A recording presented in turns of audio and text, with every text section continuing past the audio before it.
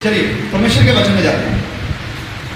सबसे पहले पढ़िए भजन संहिता 119 उसके वचन 11। भजन संहिता 119 Psalms chapter 119 verse 9। मैंने तेरे वचन को अपने हृदय में रख छोड़ा है कि तेरे विरुद्ध पाप ना करूं। हालेलुया। बोलिए सब मेरे साथ, मैंने तेरे वचन को अपने हृदय में रख छोड़ा है कि तेरा पाप ना करूं। पता चल गया सभी को वचन का। मैंने तेरे वचन को, मैंने तेरे कलाम को, मैंने पवित्र बाइबल को अपने हृदय में रख छोड़ा है। मैंने इसे जमा कर लिया है ताकि तेरे खिलाफ, तेरे विरोध में कोई पाप ना करूं।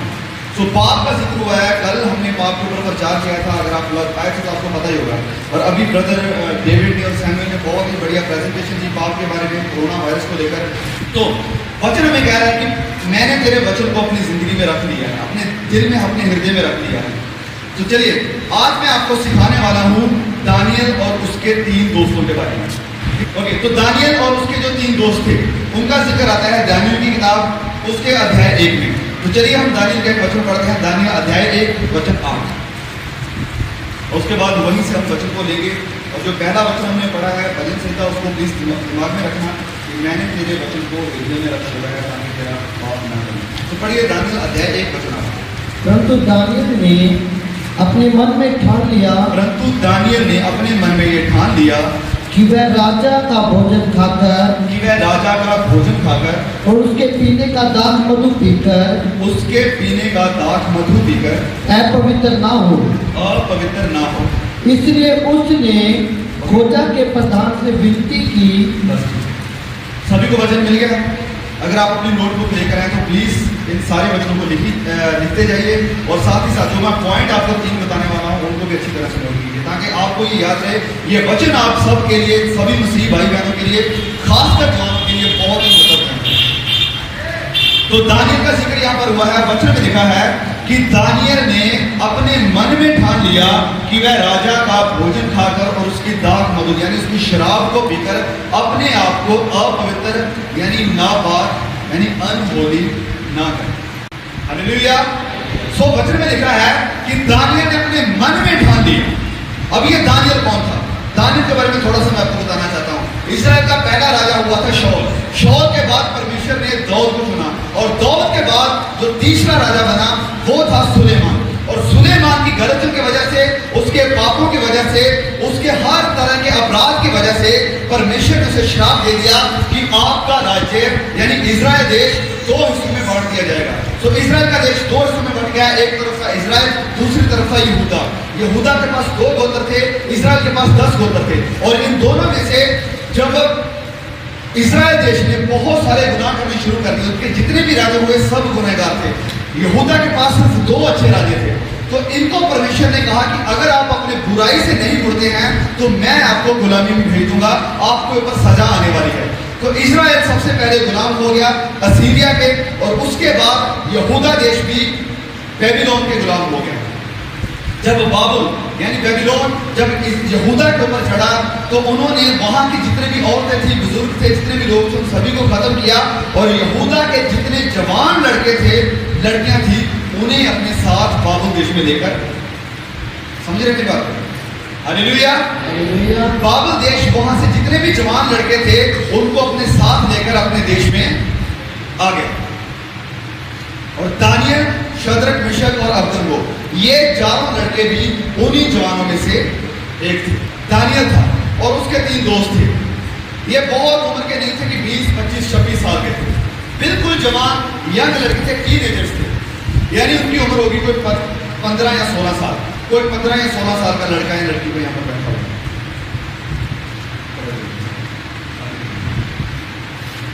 और कोई भाई इधर आइए, देखिए इनकी तरफ। दानियल, शद्रक, मेशक, अबदनगो इनकी उम्र के थे, ऐसे थे जिससे हम बोलते हैं कच्ची उम्र से। ये नहीं कि बहुत दुनिया उन्होंने देख ली थी, बहुत संसार उन्होंने घूम लिया था, बिल्कुल जवान यंग लड़के थे। और इन जवानों को राजा नबूकदनेस्सर अपने साथ इस देश में लेकर आ गया था। अब वो राजा इन जवानों से चाहता था कि ये जो इब्रानी लड़के हैं, यहूदा के लोग हैं, मैं क्या करूंगा, इनकी सारी शिक्षा को चेंज करूंगा, इनके नाम तब्दील कर दूंगा और ये लोग अपना पुराना सब भूलकर जो भी परमेश्वर की शिक्षा इन्होंने ली है, जो भी यहूदियों के बारे में इन्होंने सीखा है, वो सब मैं मिटा दूंगा और अपनी नई शिक्षा इनके अंदर भरकर इन्हें अपने जैसे बना लूंगा। क्या सुनिए मेरी बात, बिल्कुल जवान लड़के हैं। इन जवानों को राजा नबूकदनेस्सर ने चुन लिया कि मैं इनके अंदर अपनी शिक्षा भरूंगा, इनके अंदर जो पहली शिक्षा है उसे पूरी तरह से खत्म कर दूंगा। और ये सब करने के लिए राजा ने उनके नाम तक भी तब्दील कर दिए, नाम को तब्दील किए, क्योंकि जो उनके नाम थे उन नाम का मतलब हुआ था हनन्याह, मिशाएल और अजर्याह। दानियल, हनन्याह, मिशाएल, अजर्याह, तो ये इनके इब्रानी नाम थे और इन नामों का मतलब परमेश्वर के साथ जुड़ा हुआ था। तो राजा नबूकदनेस्सर ने वो नाम मिटाकर इनका नाम अब रख दिया शद्रक, मेशक और अबेदनगो। और इन नामों का मतलब था जो बाबल के देवी देवता थे उनके साथ जुड़ा हुआ। तो राजा ने इनके नाम तब्दील कर दिए। तो दानियल ने उसके दोस्तों ने कहा ओके, नाम चेंज कर दिए, इससे हमें कोई प्रॉब्लम नहीं है। अब राजा क्या करने की कोशिश कर रहा है, उन्हें वो चीज देने की कोशिश कर रहा है जो उन्होंने अपने बचपन से, अपने माँ बाप से, अपने शिक्षकों से, अपने प्रचारकों से सीखा हुआ है कि ये चीज तुम्हारे लिए गुनाह है, इससे तुम्हारी जिंदगी अपवित्र हो जाएगी। तो राजा ने जब वो खाना उनके सामने परोसा तो उन्होंने साफ मना कर दिया कि नहीं, हमने आपकी शिक्षा ले ली है, उससे हमें कोई प्रॉब्लम नहीं है, हमने आपके नाम ले लिए, उससे कोई प्रॉब्लम नहीं है, लेकिन ये जो खाना है और ये जो शराब है ये हम कतई भी अपनी जिंदगी में नहीं ले सकते, क्योंकि इन सब के साथ हमारी जिंदगी अपवित्र हो गई। वचन में देखा कि उसने अपने मन में ठान लिया था, मन में निर्णय कर लिया था कि हम ये सब खाकर अपने आप को अपवित्र नहीं करेंगे। जवान लड़के हैं, बिल्कुल जवान लड़के, भाई साहब। तो सबसे पहली बात जो इन दोनों की, इन चारों की जिंदगी से हमें देखने को मिलती है, नो कॉम्प्रोमाइज, यानी समझौता नहीं करना। लिख लीजिए पहला पॉइंट, समझौता नहीं करना। जब इनके नाम तब्दील कर दिए गए, जब इन्हें दूसरी शिक्षा देनी शुरू कर दी गई, इन्हें कोई उससे फर्क नहीं पड़ा। उनको पता था कि नाम तब्दील करने से कुछ नहीं होगा, हमें नई शिक्षा मिल जाएगी, इससे भी कुछ नहीं होगा। लेकिन ये जो खाना है, ये खाने के लिए परमेश्वर ने हमें नई व्यवस्था में मना किया हुआ है, इसलिए हम ये सब चीजें नहीं खा सकते हैं। वहां पर उन्होंने स्टैंड लिया और कहा हम समझौता नहीं कर सकते, यहां पर हम समझौता नहीं कर सकते। अब राजा नबूकदनेस्सर यहूदा से कितने लोगों को लेकर आया था, कितने जवानों, बहुत से जवान, सिर्फ ये 4 ही नहीं थे, और भी बहुत सारे जवान थे जिन्हें राजा नबूकदनेस्सर लेकर आया था। लेकिन जब इन चारों ने स्टैंड लिया तो बाकी जो लोग थे उन्होंने कोई स्टैंड नहीं लिया, उन्होंने समझौता कर लिया। उन्होंने राजा ने जो खाना उन्हें दिया उसे रिसीव किया, उन्होंने मना नहीं किया। अब इन सबको देखकर हो सकता है बाकी लोगों में से जो उसके यहूदी भाई थे, उनमें से कुछ लोग दानियल से, शद्रक, मेशक, अबेदनगो से बड़े भी हों उम्र में। हो सकता है उन्हें देखकर दानियल और ये लोग सोचते कि भाई ये भी तो यहूदी लोग हैं, इन्होंने भी तो व्यवस्था को सीखा हुआ है, ये लोग भी तो क्लास लगाने के लिए जाते थे, ये लोग खा रहे हैं तो मतलब सही होगा, चलो हम भी खा लेते हैं। इन सब चीजों का उसकी जिंदगी पर कोई भी फर्क, बाकी समझौता कर रहे हैं, इससे मुझे कोई फर्क नहीं पड़ता है। लेकिन मेरा वचन कहता है, मेरा परमेश्वर कहता है, मैंने ये सीखा है कि ये चीजें मेरे लिए गलत है, बाकी चाहे सारी दुनिया इसकी तरफ चली जाए, लेकिन मैं इन चीजों के साथ समझौता नहीं करूंगा ना। आप जो मेरे भाई बहन, हो सकता है आपके आसपास के मसीही लोग भी जो अपने आप को चर्च जाने वाले बताते हैं, जो आपको बताते हैं कि हम बाइबल पढ़ते हैं, हो सकता है वो गलत गाने सुनते हो, गलत मूवीज देखते हो, गलत नाच रंग करते हो, हर तरह के पाप के साथ भरे हुए हो। जो कुछ भी संसार कर रहा है वैसा ही जीवन खुद भी वह व्यतीत कर रहे हो, और आप शायद सोचें कि ये भी तो मसीह हैं तो ये सही होगा सब कुछ। एक बहुत दुख की बात होती है, अनिल खान के बारे में कितने लोग हैं? बहुत ही बढ़िया प्रचारक थे, बहुत ही बढ़िया गॉस्पेल सिंगर हैं। उनका जो बेटा है ऋषभ बैंक, वो क्या कर रहा है, बहुत से आज सेकुलर गाने निकाल रहा है, जिसे देखकर कई हमारे मुस्लिम भाई बहनों ने मुझे सवाल किया था जब मैं यूट्यूब पर वीडियो बनाता था। कई लोगों ने मुझसे पूछा कि भाई क्या वो सही कर रहा है या गलत कर रहा है। तो मैं कहता हूँ वो बहुत गलत कर रहा है। उसने संसार के साथ क्या कर दिया है, समझौता कर दिया। अब उसे देखकर कई हमारे जवान भाई बहन ये सोचते हैं कि इतने बड़े पास्टर का, इतने बड़े गॉस्पेल सिंगर का लड़का अगर ये गाने निकाल सकता है, गा सकता है, इसका मतलब है कि शायद हम भी ये दूसरे गाने सुन सकते हैं, हम भी इसी तरह की जिंदगी गुजार सकते हैं। लेकिन नहीं, जब दानियल के दोस्तों ने स्टैंड लिया, बाकी आसपास के लोग वो खाना खा रहे थे, दात मधु यानी शराब को पी रहे थे, लेकिन उन्होंने अपने आसपास में नहीं देखा कि ये लोग खा रहे हैं, ये लोग दात मधु पी रहे हैं, तो हमें भी पी लेना चाहिए। नहीं, उन्होंने स्टैंड लिया कि चाहे सारी दुनिया एक तरफ हो जाए, हम परमेश्वर के प्रति वफादार, हम समझौता नहीं करेंगे। ध्यान से सुनिए मेरी बात को, हम समझौता नहीं करेंगे। पहला प्रश्न उनके दोस्तों का था। दूसरी बात कि जब ये पॉइंट नहीं है, पहले पॉइंट की बात, जब वहां पर वो थे, बिल्कुल जवान लड़के हैं, उनके माँ बाप, उनका पास्टर, उनकी बाइबल, कोई भी वहां पर बेबीलोन में नहीं है जो उन्हें ये बुराई करते हुए देख सकता था। वो अकेले थे वहां पर, हाँ जी, वो जवान वहां पर अकेले थे, उनका माँ बाप वहां पर नहीं था, उनका कोई पास्टर वहां पर नहीं था, उनका कोई अगुआ वहां पर नहीं था कि जो उन्हें देखकर उन्हें डांटता कि भाई तुम ये गलती क्यों कर रहे हो। वो जो चाहे कर सकते थे, अपने आप को, अपनी जिंदगी को एंजॉय कर सकते थे, वो दात मधु पीकर, हर कुछ उस चीज को लेकर जिससे उनका शरीर बनता।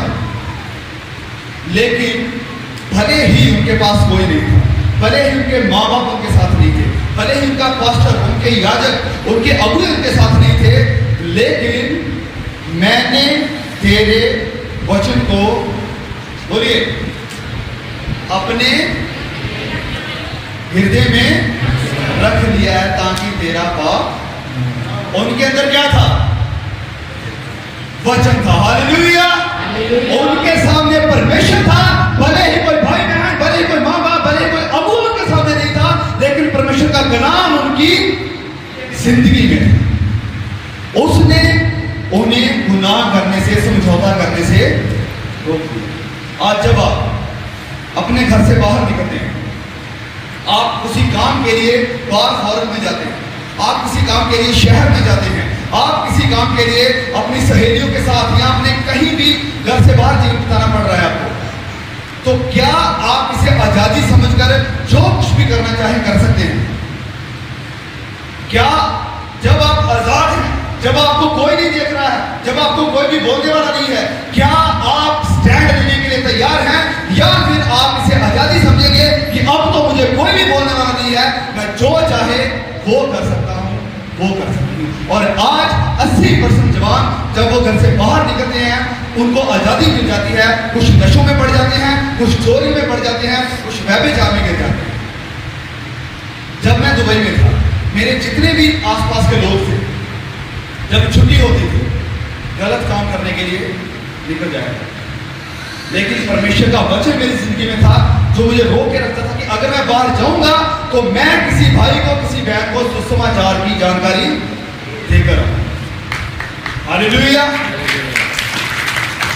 तो आप भी, जब दानियल और उसके दोस्त अकेले इस जगह पर हैं, बेबीलोन देश में हैं, जो कि उनके अपने घर से तकरीबन मीलों दूर हैं, वहां पर ये अकेले हैं, जवान है, कोई इन्हें रोकने वाला, कोई बोलने वाला, कोई टोकने वाला नहीं है, लेकिन वहां पर भी इन्होंने अपने मन में ठान लिया है कि हम समझौता नहीं करेंगे। हालेलुया।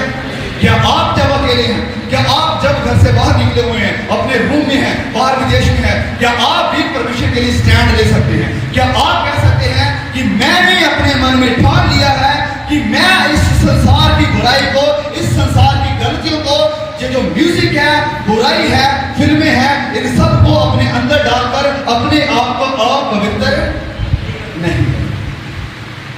तो उनके दोस्तों का प्रेशर था, दूसरी तरफ उन्हें कोई भी बोलने वाला नहीं था। तीसरा, उन्हें अथॉरिटी का प्रेशर था। अथॉरिटी मतलब उस वक्त का जो राजा था नबूकदनेस्सर, और उस समय में अगर कोई राजा की बात को ठुकराता था तो उन्हें पनिशमेंट क्या मिलती थी? बोलिए। हाँ जी, मौत। अगर किसी ने, राजा ने जो बात कह दी है उसको मना कर दिया करने से, तो उनकी सजा होती थी मौत। अब ये सोच सकते थे कि अगर हम ये खाना नहीं खाएंगे तो राजा हमें मार देगा, लेकिन उन्हें विश्वास किसके ऊपर था? किसके ऊपर था? उन्हें पता था कि परमेश्वर हमारे साथ है, और अगर वो हमारे साथ है फिर चाहे हमें मौत भी आ जाए, लेकिन हम समझौता कभी भी नहीं करेंगे। दोस्तों का प्रेशर था, उसके आसपास कोई नहीं था, और तीसरा उनकी अथॉरिटी का प्रेशर था। लेकिन इन सब चीजों ने दानियल का और उसके 4 दोस्तों शद्रक, मेशक, अबेदनगो का मन नहीं बदला। उन्होंने समझौता नहीं किया। यह थी पहली बात। दूसरी बात को लिख लीजिए। पहला था कि हम समझौता नहीं करेंगे। दूसरा, उनका मकसद था परमेश्वर को खुश करना। किसको खुश करना? किसको खुश करना? परमेश्वर को खुश करना। जब इन्होंने वो खाना खाने के लिए, वो दाख मधु पीने के लिए मना किया होगा, तो कई उनके आसपास के उस दोस्त जो उनके साथ यहूदा देश से, इस्राएल देश से गुलाम बनकर आए थे, हो सकता है वो उनका मजाक बनाते हो कि लो भाई आ गए भगत। क्या इनको बहुत मालूम है परमेश्वर क्या है? क्या इन्होंने सीखा है कि परमेश्वर की शिक्षा क्या है? क्या इन्हीं को ही पता है कि ये सब खाना हमारे लिए मना है? दानियल, शद्रक, मेशक और अबेदनगो ने इन अपने दोस्तों को खुश करने की कोशिश नहीं की, वरन उनका निशाना क्या था कि हमें किसको खुश करना है? परमेश्वर को खुश करना है। वो अपने दोस्तों को खुश कर सकते थे उनके साथ वो खाना खाकर, क्योंकि अब वो अलग हो गए हैं, इस वजह से हो सकता है उनके दोस्त उनसे नाराज हो गए। दूसरा, अपनी अथॉरिटी को खुश करने के लिए वो ये खाना खा सकते थे, वो दाख मधु को पी सकते थे। अब जबकि उन्होंने ये मना कर दिया है, उसकी अथॉरिटी उसके खिलाफ खड़ी हो सकती थी, उसकी अथॉरिटी उन्हें मार सकती थी, कुछ भी कर सकती थी, लेकिन इनका मकसद अपनी अथॉरिटी को, अपने जो राजा है उसे खुश करना नहीं था। इनका मकसद था किसे खुश करना? हालेलुया। उनका मकसद था कि हमें परमेश्वर को खुश करना। आज जब आप शादी में जाते हैं, वहां पर रंग बिरंगे गाने लगे होते हैं, वो लोग आपको कहेंगे कि आ जाओ भाई डांस करते हैं, थोड़ा एंजॉय करते हैं, लेकिन आप मना कर देते हैं, वो लोग आपसे नाराज हो जाते हैं। अगर आप उन्हें खुश करना चाहते हैं तो आप परमेश्वर को नाराज करते हैं। तो एक तरफ ये संसार है और दूसरी तरफ परमेश्वर है, लेकिन फैसला आपको लेना है, मुझे लेना है कि क्या हम दानियल और उसके दोस्तों की तरह स्टैंड लेने के लिए तैयार हैं कि नहीं, हम अपने दोस्तों, भाई बहनों, रिश्तेदारों को खुश नहीं करेंगे, वरन हम परमेश्वर को। तो आप, जब आपके सामने ऐसी कोई सिचुएशन आती है कि आपको एक तरफ परमेश्वर है, दूसरी तरफ संसार है या आपके रिश्तेदार हैं, आप उनमें से किस चीज को चुनेंगे? किसको चुनेंगे? बोलिए जी, भाई साहब बोलिए, बहन चुप रहना, भाई साहब आप बोलिए, आप किसे चुनेंगे? आप किसे चुनेंगे? जोर से बोलिए, किसे चुनेंगे? परमेश्वर को, क्योंकि वही परमेश्वर है जिसने हमें ये सांस दी है जीने के लिए। अगर आज ही वो इस सांस को छीन ले तो क्या आप दुनिया को खुश कर पाएंगे? इसलिए जैसे दानियल स्टैंड लिया कि हमें यह फर्क नहीं पड़ता कि लोग मेरे बारे में क्या सोचेंगे, राजा मेरे बारे में क्या सोचेगा, लेकिन फर्क मुझे इससे पड़ता है कि क्या मैं अपने परमेश्वर को खुश कर रहा हूं। तो आपको क्या लगता है, जब दानियल ने स्टैंड लिया, परमेश्वर से खुश हुए होंगे कि नहीं? आज ये चारों लोग परमेश्वर के लिए खड़े हैं। किसके लिए खड़े हैं? हर बात में किसके लिए स्टैंड ले रहे हैं? परमेश्वर के लिए। बोलिए जोर से, परमेश्वर के लिए खड़े हैं। तीसरी बात, दानियल और उसके दोस्त मुश्किलों से, कष्टों से नहीं डरते। मुश्किलों से और जो कष्ट उनके सामने आ रहे थे उनसे नहीं डरते। कितने लोगों को शेरों की कहानी और जब आग में डाला गया था तीनों दोस्तों को वो पता है, जिनको नहीं पता उनके बारे में बताना थोड़ा। जब दानियल के जो आसपास के लोग थे, जो उसके साथ के अधिकारी लोग थे, उनको दानियल से, उसकी बुद्धि से, उसकी सामर्थ्य, उसके जो कार्य थे उससे बहुत जलन होती थी। उन्होंने सोचा कि कैसे भी करके हम दानियल में कोई गलती निकालें और इसे राजा के सामने पकड़वा दें। लेकिन दानियल रहा जो परमेश्वर से प्यार करता, उसकी जिंदगी में एक भी गलती नहीं थी। बोलिए, एक भी गलती नहीं थी, एक भी गलती उसकी जिंदगी में नहीं थी जिसे देखकर वो लोग राजा के सामने उसकी कंप्लेन कर सकते। ऐसा पवित्र जीवन था उसका, इतना पवित्र जीवन था। कब से? जब से वो एक छोटा बालक था। बालक मतलब टीनेजर, 15-16 साल का लड़का। तब से उसका जीवन परमेश्वर के साथ जुड़ा होता, परमेश्वर के प्रति वफादार था। उसकी जिंदगी में एक भी गलती नहीं मिली। जब एक भी गलती नहीं मिली तो इन लोगों ने सोचा कि हम क्या करें इसका। उन्होंने कहा कि ओके, ये हर रोज दिन में कितनी बार प्रार्थना करने के लिए जाता है? कितनी बार? कितनी बार? 3 बार वो प्रार्थना करने के लिए अपने कमरे में जाया करता। तो इन लोगों ने कहा कि चलो हम ये प्लान बनाते हैं कि राजा को कहेंगे कि इतने समय तक कोई भी किसी और देवी देवते की पूजा नहीं करेगा सिवाय राजा। अब ये आगे निकल गई, राजा ने इस चीज पर साइन कर दिया। राजा को नहीं पता था कि सब क्या चल रहा है, लेकिन वो शरारती उसके जो कर्मचारी थे आसपास के, उन्होंने ये सारा खेल रचा हुआ था। तो जब ये आज्ञा निकली तो ये लोग ध्यान पर रखे हुए थे कि कब दानियल इस जगह को छोड़कर प्रार्थना करने के लिए जाए और हम कहें कि देखो राजा, वो बंदा तेरी आराधना छोड़कर किसी और देवी देवते की पूजा कर रहा। तो जब दानियल प्रार्थना करने के लिए गया, वो सोच सकता था कि ये आज्ञा निकली हुई है, मुझे प्रार्थना नहीं करनी, मुझे चोरी चोरी प्रार्थना करनी पड़ेगी। लेकिन उसका विश्वास किसके ऊपर था? परमेश्वर के ऊपर। क्योंकि वो ऑलरेडी परमेश्वर के काम को, परमेश्वर की ताकत को देख चुका था जब वह एक जवान लड़का था। तो उसने प्रार्थना करना शुरू किया और जब इन लोगों ने देखा कि वो प्रार्थना कर रहा है, जाकर उन्होंने राजा को बता दिया और कहा कि ये बंदा सजा के लाए। उसे सजा क्या मिली? बोलिए, शेरों के आगे फेंक दिया गया। लेकिन हम सब जानते हैं कि परमेश्वर जिसने अपना हाथ दानियल के ऊपर जवानी की अवस्था में बनाया हुआ था, वो परमेश्वर जिसके लिए दानियल और उसके दोस्त खड़े रहे, वो परमेश्वर आज दानियल के साथ आकर खड़ा है।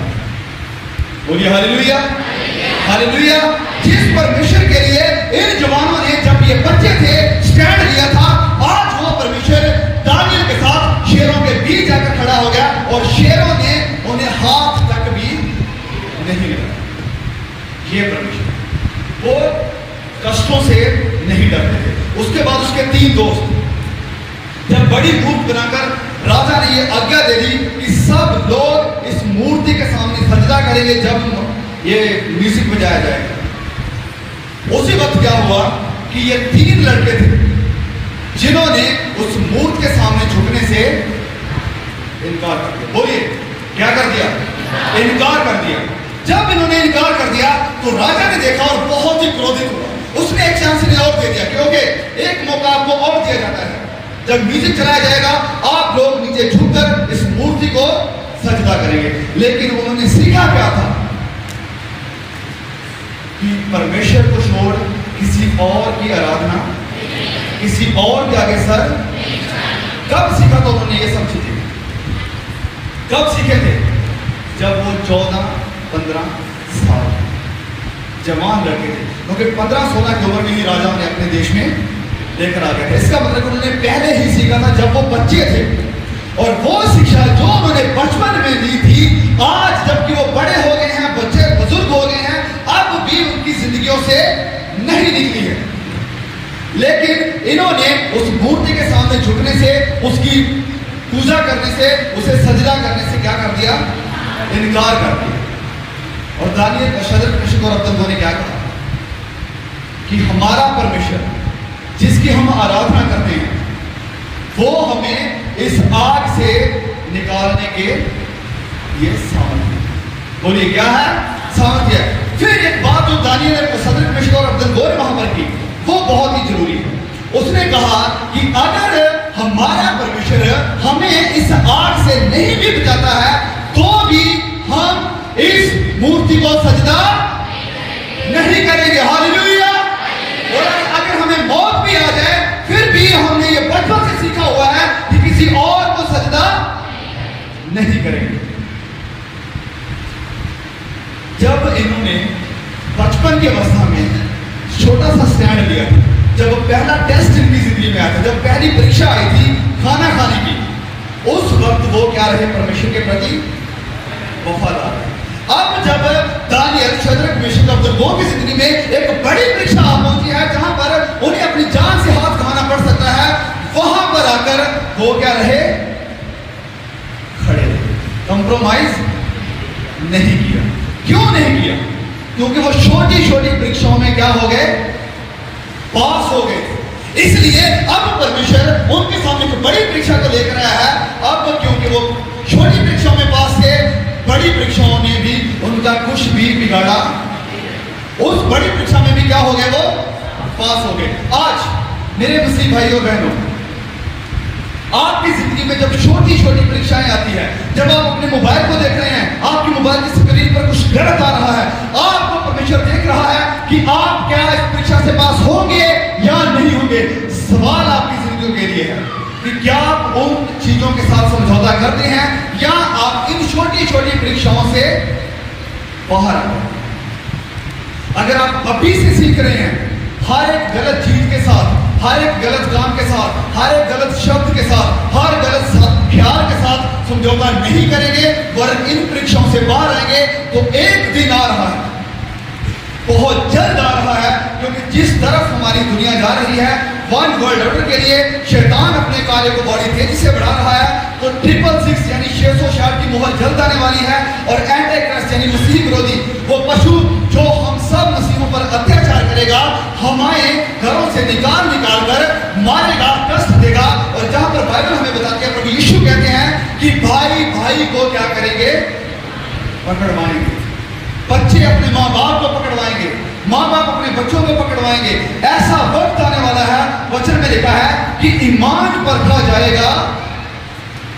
आगे आनंद समझो। क्या समझो? इसे आनंद की बात समझो। वहां पर प्रभु यीशु कहते हैं कि चुने हुए भी क्या हो जाएंगे? गिर जाएंगे, गुमराह हो जाएंगे। उस वक्त आप मेरे भाई बहन जो अभी परमेश्वर के साथ वफादार हैं, जो अभी अपने परमेश्वर के साथ बने हुए हैं, अभी जो परमेश्वर को खुश करने में लगे हुए हैं, अभी जो आप समझौता नहीं करते हैं, अगर आप छोटी छोटी परीक्षाओं में आज पास हैं, तो जब वो बड़ी परीक्षा आएगी, जब 666 की मोहर लगेगी, जब ये शैतान एंटी क्राइस्ट आकर आपको कहेगा कि या तो ये मोहर लगाओ, नहीं तो आपको मरना होगा। उस परीक्षाओं में आप तभी सफल हो पाएंगे अगर आप अभी से अपने आप को ट्रेन कर रहे हैं, अगर आप अभी से अपने आप को सिखा रहे हैं कि कैसे हमें परीक्षाओं का सामना करना है। दानियल, शद्रक, मेशक, अब्दुलगो ने बचपन में ही जब वो जवान थे, उन्होंने सीखा था कि हमें परीक्षाओं का सामना कैसे करना है। उन्होंने छोटी परीक्षाओं में परमेश्वर के साथ वफादारी दिखाई, लेकिन जब बड़ी परीक्षा आई तो परमेश्वर भी उनके प्रति वफादार बना रहा। बोलिए हालेलुया, हालेलुया, हालेलुया। क्योंकि वो सब परमेश्वर के लिए खड़े थे। अब परमेश्वर उनके बीच में आकर खड़ा। जब दानियल जब शेरों के सामने फेंक दिया गया, तो परमेश्वर शेरों के बीच में आकर उनके मुंहों को बंद कर दिया। जब सदर मेशक अब्दुलगो को बहुत बढ़ती हुई भट्टी के आगे डाल दिया गया, जब उसके सेक को 7 गुना बढ़ा दिया गया, तब परमेश्वर उनके बीच में आकर खड़ा हो गया। क्यों हो गया? क्योंकि वो लोग समझौता नहीं करते थे, वो लोग परमेश्वर को खुश करने की कोशिश करते थे। आज आप अपनी जिंदगी में देखिए, क्या आप हर छोटी बात में समझौता कर रहे हैं? क्या आप जब आपके दोस्त भाई बहन आपको कहते हैं कि चलो नाचो, क्या आप नाचने के लिए शुरू हो जाते हैं? जब आपको वो कहता है चलो मूवी देखते हैं, क्या आप मूवी देखने के लिए तैयार हो जाते हैं? जब आपके प्रार्थना करने का समय है, लेकिन आपको कोई कॉल आ जाती है और वो आपको कहते हैं कि हमारे साथ थोड़ी बात करो, क्या आप उन चीजों में समझौता कर लेते हैं अपनी प्रेयर लाइफ के साथ, अपनी बाइबल रीडिंग के साथ? अगर आप इन छोटी छोटी चीजों में परमेश्वर के प्रति वफादार हैं, तो परमेश्वर भी जब बड़ी परीक्षा आपके सामने आएगी आपके साथ वफादार रहेगा। बोलिए हालेलुया, हालेलुया। इसलिए जब हमें अंतिम समय के लिए तैयार होना है, मेरी बात को समझ रहे हैं आप? जब हमें अंतिम समय के लिए तैयार होना है, तो उसकी तैयारी हम कभी नहीं करेंगे जब परीक्षा आ जाए। हमें आज से, अभी से अपने आप को तैयार करने की, मैं पास्टर से सुबह बात कर रहा था कि जब आपका एग्जाम आ जाएगा, आप लोग पढ़ते हैं, सारी स्टडी करते हैं, जब आपका एग्जाम आ जाता है, क्या आप एग्जाम के दिन ही पूरी तैयारी करना शुरू करते हैं? नहीं। आप उस एग्जाम के लिए 1 महीना 2 महीने, कितने, जब IAS का एग्जाम होता है तो उसके लिए जितने भी स्टूडेंट होते हैं कितने सालों से मेहनत करते आते हैं ताकि वो उस एग्जाम से क्या हो जाए, पास हो जाए। जब आपकी जिंदगी में, जब हमारी जिंदगी में, जब सारे मसीहों की जिंदगी में बड़ा इम्तिहान आएगा, बड़ा एग्जाम आने वाला है, उसके लिए हमें सिर्फ उसी वक्त तैयारी नहीं कर पाएंगे। उसके लिए हमें आज से, अभी से तैयारी करनी शुरू करनी, अभी से परमेश्वर के साथ वफादार होना पड़ेगा, अभी से समझौता करना बंद करना पड़ेगा, अभी से परमेश्वर को खुश करने की कोशिश